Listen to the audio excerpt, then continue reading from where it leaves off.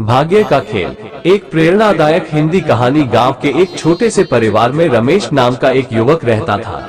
रमेश बहुत ही मेहनती और ईमानदार था, लेकिन उसकी किस्मत हमेशा उसके साथ धोखा करती रही। उसकी हर कोशिश असफल हो जाती थी। उसे ये समझ नहीं आता था कि आखिर वो क्यों इतने संघर्षों से गुजर रहा है।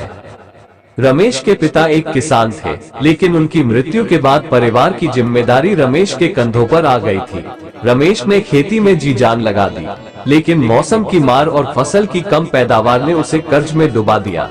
घर की हालत दिन ब दिन खराब होती जा रही थी और रमेश की माँ भी बीमार हो गई थी।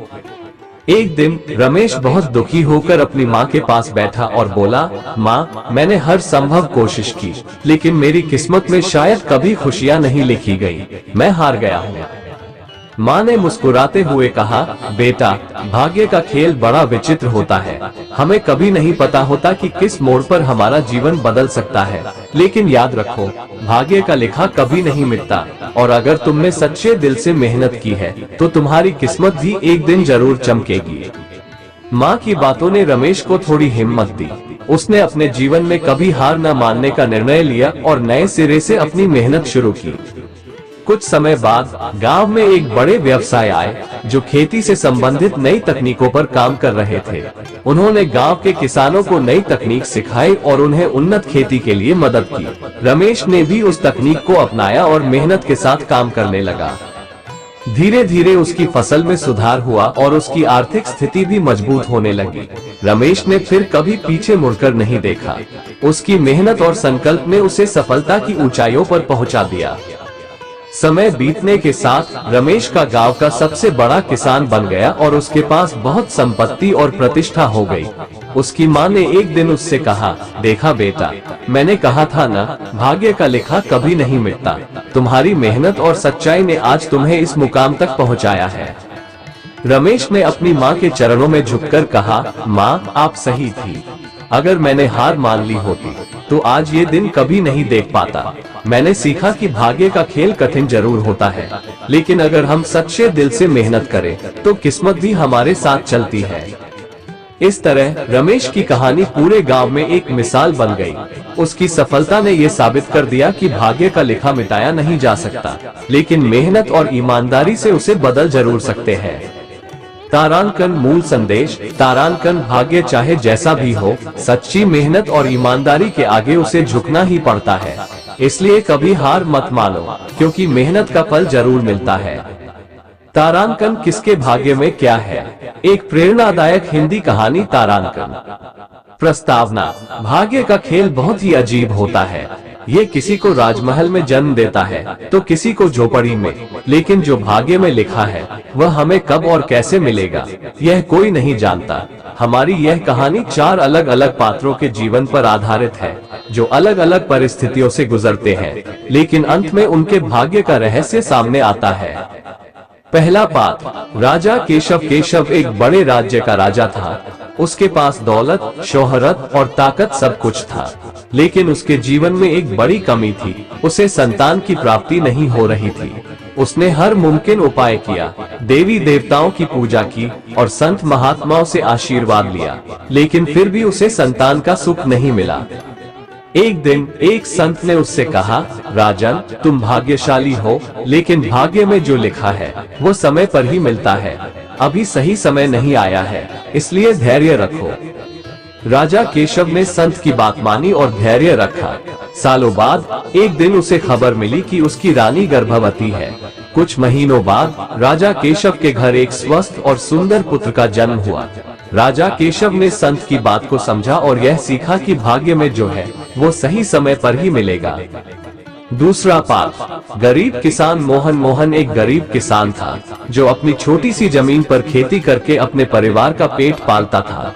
उसकी हालत इतनी खराब थी कि कभी कभी उसके पास खाने के लिए भी अनाज नहीं होता था, लेकिन वह मेहनत करता रहा, ये सोचकर कि शायद कभी उसकी किस्मत बदल जाए। एक दिन जब वो अपने खेत में काम कर रहा था तो उसे जमीन में एक बर्तन मिला। उसने जब बर्तन खोला तो उसमें सोने के सिक्के और आभूषण भरे हुए थे। मोहन बहुत खुश हुआ और उसने सोचा कि अब उसकी गरीबी समाप्त हो जाएगी। लेकिन तभी उसके मन में यह विचार आया कि यह धन उसका नहीं है, उसने गांव के मुखिया के पास जाकर यह बर्तन सौंप दिया। मुखिया ने उसकी ईमानदारी से प्रभावित होकर उसे इनाम दिया और उसकी जमीन को सरकारी मदद से उर्वरक बनाया। कुछ सालों में मोहन की किस्मत चमक उठी और वो गांव का सबसे सफल किसान बन गया। मोहन ने सीखा कि भाग्य में जो लिखा है वो हमें सही तरीके से और सही समय पर ही मिलता है। उसकी ईमानदारी ने उसे सफलता की ऊंचाइयों तक पहुंचाया। तीसरा पाठ, व्यापारी अनिल। अनिल एक सफल व्यापारी था जिसके पास सब कुछ था, धन, मान सम्मान और एक खुशहाल परिवार। लेकिन उसकी सबसे बड़ी इच्छा थी कि वह अपने व्यापार को और भी बड़ा करे और देश का सबसे बड़ा व्यापारी बने। वो दिन रात काम करता रहा, लेकिन कई बार उसे नुकसान उठाना पड़ा। अनिल के मन में निराशा घर करने लगी। उसने सोचा कि शायद उसके भाग्य में इतनी बड़ी सफलता नहीं लिखी है। लेकिन एक दिन उसके पिता ने उसे समझाया, बेटा, सफलता के लिए धैर्य और मेहनत दोनों की जरूरत होती है। भाग्य का खेल भी धैर्य की परीक्षा लेता है। अनिल ने अपने पिता की बात को गांठ बांध ली और धैर्य के साथ अपने काम में जुटा रहा। समय के साथ उसका व्यापार बढ़ने लगा और उसने अपनी मेहनत से वो मुकाम हासिल किया जिसकी उसने कभी कल्पना भी नहीं की थी। अनिल ने ये सीखा कि भाग्य में जो है वो मेहनत और धैर्य से ही मिलता है। अगर वो पहले ही हार मान लेता तो शायद वो कभी इतनी बड़ी सफलता नहीं पा सकता था। चौथा पाठ, साधारण लड़की मीरा। मीरा एक साधारण परिवार से थी। वो बचपन से ही पढ़ाई में बहुत अच्छी थी और उसकी इच्छा थी कि वह एक दिन बड़ी अफसर बने। लेकिन उसके पिता की आर्थिक स्थिति बहुत खराब थी। उन्होंने मीरा से कहा, बेटी, हमारे भाग्य में शायद इतनी बड़ी बातें नहीं लिखी है। तुम पढ़ाई छोड़कर घर के कामों में मदद करो। लेकिन मीरा ने हार नहीं मानी। उसने पढ़ाई जारी रखी और छोटे मोटे काम करके अपनी फीस भरी। उसने हर परीक्षा में टॉप किया और आखिरकार उसे सरकारी स्कॉलरशिप मिली। मीरा ने अपनी मेहनत और धैर्य से वो मुकाम हासिल किया जिसके बारे में उसके माता पिता ने कभी सोचा भी नहीं था। वो एक दिन बड़ी अफसर बन गई और अपने परिवार को गर्व महसूस करवाया। मीरा की कहानी ने ये साबित किया कि किसके भाग्य में क्या है यह कोई नहीं जानता, लेकिन अगर हम मेहनत और धैर्य से अपने लक्ष्य की ओर बढ़ते रहे तो भाग्य भी हमारे पक्ष में हो जाता है। समाप्ति। इन चार पात्रों की कहानियों से हमें ये सीख मिलती है कि भाग्य में क्या लिखा है ये हमें समय के साथ ही पता चलता है। लेकिन अगर हम अपने कर्म और धैर्य से काम लें तो भाग्य का खेल भी हमारे पक्ष में होता है। इसलिए कभी हार मत मानो और अपने लक्ष्य की ओर बढ़ते रहो, क्योंकि भाग्य का लिखा मिटाया नहीं जा सकता, लेकिन मेहनत और सच्चाई से उसे बदल जरूर सकते हैं। भाग्य का खेल। एक दार्शनिक हिंदी कहानी। भाग्य क्या है? क्या यह वो शक्ति है जो हमारे जीवन को नियंत्रित करती है या ये हमारे कर्मों का फल है? इस प्रश्न का उत्तर खोजने के लिए कई लोग जीवन भर संघर्ष करते हैं। आज की यह कहानी एक युवक अर्जुन के जीवन पर आधारित है जो भाग्य और कर्म के बीच उलझा हुआ था। पहला भाग। शुरुआत। अर्जुन एक साधारण परिवार में जन्मा था। उसके पिता एक छोटे से दुकानदार थे और माँ गृहिणी। अर्जुन बचपन से ही बहुत बुद्धिमान था। उसे पढ़ाई का बहुत शौक था और वह हमेशा अपनी कक्षा में अव्वल आता था। उसकी मेहनत और बुद्धिमत्ता ने उसे गांव में एक आदर्श छात्र बना दिया था।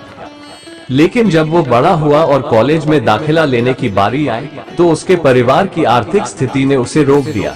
उसके पिता के पास इतने पैसे नहीं थे कि वे अर्जुन को शहर में पढ़ाई के लिए भेज सके। अर्जुन के सारे सपने चकनाचूर हो गए। वो सोचने लगा कि शायद उसके भाग्य में अच्छी शिक्षा और सफलता नहीं लिखी है। दूसरा भाग। संघर्ष। हालांकि अर्जुन ने हार नहीं मानी। उसने अपने गांव में ही एक छोटा सा ट्यूशन सेंटर शुरू किया जहां वह बच्चों को पढ़ाने लगा। वो दिन रात मेहनत करता ताकि वो कुछ पैसे कमा सके और अपनी पढ़ाई जारी रख सके। लेकिन उसकी कमाई इतनी नहीं हो पाई कि वो अपने सपनों को पूरा कर सके। इस दौरान अर्जुन के मन में ये सवाल बार बार आता कि क्या सच में भाग्य का खेल ही सब कुछ है? क्या उसकी सारी मेहनत और संघर्ष का कोई मूल्य नहीं है? उसने कई बार सोचा कि शायद उसे किस्मत के हाथों हार मान लेनी चाहिए। लेकिन तभी उसे अपने गांव के एक बुजुर्ग पंडित जी की बात याद आई। पंडित जी ने एक दिन उससे कहा था, बेटा, भाग्य का खेल बहुत ही रहस्यमय होता है। कभी कभी हमें लगता है कि हम हार रहे हैं, लेकिन यही हार हमें हमारे असली उद्देश्य की ओर ले जाती है। तीसरा भाग, मोड़। अर्जुन की जिंदगी में अचानक एक मोड़ आया। एक दिन गांव में एक बड़ी संस्था के प्रमुख आए जो ग्रामीण शिक्षा को बढ़ावा देने के लिए काम कर रहे थे। उन्होंने अर्जुन के ट्यूशन सेंटर के बारे में सुना और उसकी कड़ी मेहनत से प्रभावित हुए। उन्होंने अर्जुन को शहर में पढ़ाई करने के लिए स्कॉलरशिप देने का प्रस्ताव रखा। अर्जुन के लिए ये किसी चमत्कार से कम नहीं था। उसे लगा कि शायद भाग्य उसके साथ खेल खेल रहा था, लेकिन उसकी मेहनत ने आखिरकार उसे जीत दिलाई। उसने स्कॉलरशिप स्वीकार की और शहर में जाकर पढ़ाई शुरू की। चौथा भाग, सफलता। अर्जुन ने शहर में जाकर अपनी पढ़ाई पूरी की और एक प्रतिष्ठित नौकरी प्राप्त की। उसके जीवन में सब कुछ बदल गया। अब वह अपने परिवार की मदद कर सकता था और अपने गांव के बच्चों को भी शिक्षा के लिए प्रेरित कर सकता था। एक दिन अर्जुन अपने गांव लौट आया और पंडित जी से मिलने गया। उसने पंडित जी से कहा, पंडित जी, अब मुझे समझ में आया कि भाग्य का खेल क्या है। ये हमारे सामने चुनौतियां रखता है ताकि हम अपनी क्षमता को पहचान सके। अगर मैंने हार मान ली होती तो शायद आज मैं यहाँ नहीं होता। पंडित जी ने मुस्कुराते हुए कहा, बिल्कुल सही बेटा, भाग्य का खेल हमें तोड़ता नहीं बल्कि हमें बनाता है। ये हमें हमारे असली उद्देश्य की ओर ले जाता है। समाप्ति। अर्जुन की कहानी हमें ये सिखाती है कि भाग्य का खेल हमें कठिनाइयों में डाल सकता है, लेकिन हमारी मेहनत और धैर्य ही हमें हमारे लक्ष्य तक पहुंचा सकते हैं। भाग्य केवल एक दिशा दिखाता है, लेकिन चलना हमें ही पड़ता है। इस कहानी से यह संदेश मिलता है कि चाहे कितना भी कठिन समय क्यों न हो, हमें कभी हार नहीं माननी चाहिए, क्योंकि अंततः भाग्य भी हमारे कर्मों के आगे झुक जाता है। तारांकन, भाग्य और कर्म। क्या इंसान को उसके कर्मों के अनुसार ही फल मिलता है? तारांकन। प्रस्तावना। प्राचीन समय की बात है जब छोटे छोटे गांवों और कस्बों में लोग अपनी जीवन शैली से जुड़े रहते थे। हर किसी का जीवन साधारण था, लेकिन जीवन में संघर्ष और सवालों की कोई कमी नहीं थी। उसी समय के एक गांव में रहने वाले कुछ लोग इस प्रश्न पर गहनता से विचार कर रहे थे, क्या इंसान को वही मिलता है जो उसके कर्मों का फल होता है, या भाग्य का खेल कुछ और ही होता है? इस प्रश्न का उत्तर खोजने के लिए वे एक वृद्ध ज्ञानी के पास गए, जिन्होंने उन्हें एक कहानी सुनाई। पहला भाग, दो भाई। बहुत समय पहले एक छोटे से गांव में दो भाई रहते थे, राम और श्याम। दोनों भाई एक ही परिवार में जन्मे थे, लेकिन उनके स्वभाव और जीवन जीने के तरीके बिल्कुल अलग थे। राम बहुत ही ईमानदार, मेहनती और धार्मिक था। वह हमेशा अपने काम में पूरी निष्ठा से लगा रहता था और कभी किसी का बुरा नहीं सोचता था। उसकी मान्यता थी कि अगर इंसान अच्छे कर्म करे तो उसे अच्छा ही फल मिलेगा। वहीं श्याम इसके विपरीत था। वह आलसी, स्वार्थी और चालाक था। उसे हमेशा ये लगता था कि दुनिया में सब कुछ भाग्य के अधीन है। वो कहता, कर्म का कोई मतलब नहीं है, जो भाग्य में लिखा है वही मिलेगा। श्याम कभी भी मेहनत से काम नहीं करता और हमेशा किसी शॉर्टकट की तलाश में रहता। दूसरा भाग, संघर्ष का समय बीतता गया और दोनों भाइयों के जीवन में अलग अलग घटनाएं घटित होती रही। राम ने अपनी मेहनत से अपने खेत को बहुत उपजाऊ बना दिया और धीरे धीरे उसका व्यापार बढ़ने लगा। गांव के लोग उसकी ईमानदारी और निष्ठा की सराहना करते थे। उसकी जिंदगी में कभी कभी मुश्किलें भी आई, लेकिन उसने कभी हार नहीं मानी और हमेशा अपने कर्म पर विश्वास रखा। दूसरी ओर श्याम के साथ हमेशा कुछ न कुछ गलत होता रहा। उसने कई बार अपनी किस्मत को बदलने की कोशिश की, लेकिन हर बार असफल रहा। वह बिना मेहनत किए दूसरों की संपत्ति हड़पने की कोशिश करता, धोखा देता और अपनी गलतियों का दोष भाग्य पर डालता। गांव में उसकी प्रतिष्ठा घटती गई और लोग उससे दूरी बनाने लगे। श्याम के जीवन में मुश्किलें बढ़ने लगी। उसकी चालाकियों का पर्दाफाश हो गया और वह कर्ज में डूब गया। उसका मानना था कि उसकी किस्मत ही खराब है, इसलिए उसे कभी सफलता नहीं मिली। वह राम को देखकर जलता था, जो अपनी मेहनत और ईमानदारी से हर दिन सफल हो रहा था। तीसरा भाग, निर्णय का समय। एक दिन गांव में एक बहुत बड़ा संकट आ गया। बारिश न होने के कारण सूखा पड़ गया और खेतों में फसलें सूखने लगी। इस आपदा से निपटने के लिए गांव के सभी लोगों को एकजुट होना पड़ा। राम ने गांव के लोगों की मदद के लिए अपने संसाधनों को साझा किया और उनके लिए नए तरीकों से पानी की व्यवस्था की। उसकी मेहनत और कर्म के कारण गांव के लोग सूखे से बच पाए।